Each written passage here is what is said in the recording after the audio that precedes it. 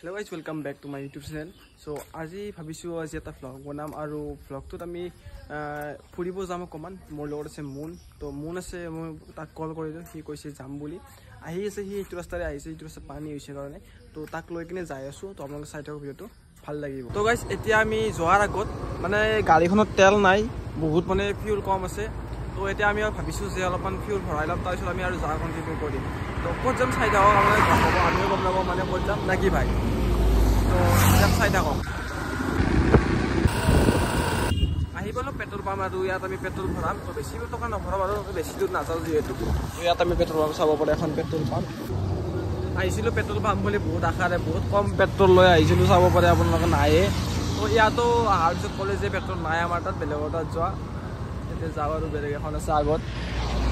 যাই নাপালে আছে আমাৰ হিৰো ঠেলাব টেনশ্যন নাই বাই বাই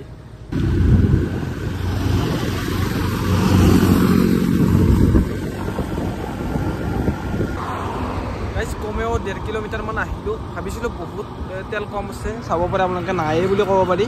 তাৰ ফলতো আমি আহি পালোঁ এইটো হ'ল পাৱাৰ অফ মামাৰ স্কুটি তো অৱশেষত পাই গ'লোঁ এইটো আমাৰ পেট্ৰল পাম্প কেইজনমান মানুহ আহিছিল তেওঁলোকক ফ্ৰী গ'ল চাগে ইয়াতো পেট্ৰল নাই নেকি তো যাই চাওঁ অলপ পেট্ৰল পাওঁ নে নাপাওঁ ইয়াত নাপালে কিন্তু মোলে ঠেলা কৰাটো 100% চিয়'ৰ চাওঁ আহক গাইজ জীৱন বেয়া এটা এক্সাম্পল হ'ল মই কাৰণ য'তে যাওঁ তাতে কিবা নে কিবা বেয়া হ'ব ইয়াতো আহিলোঁ ইয়াতো বোলে পেট্ৰল নাই এতিয়া খোলা তেল ভৰাব লাগিব মোলে চাগে ঠেলাব লাগিব তো খোলা তেল ভৰাব লাগিব তো আমি আগত যাওঁ ইয়াতো আহিলোঁ ইয়াতো পেট্ৰল নাই নাজানো আৰু ঠেলাব লাগিব চাগে ইয়াত ঠেলাৰ চান্সটো দিব বিচাৰোঁ মই তো তেলটো নাই আগত চাওঁ আৰু খোলা তেল ভৰাব লাগিব ক'ত পাওঁ তালৈকে যাই মানে ভাল হয় বাৰু নাপালে আৰু উপায় নাই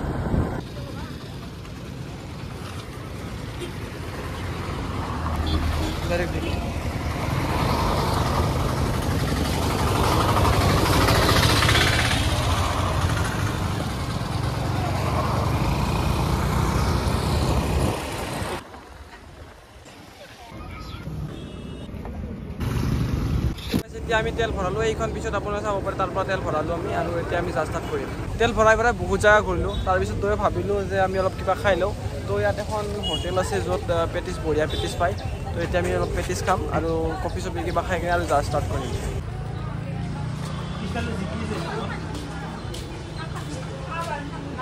তো ইয়াত মানুহ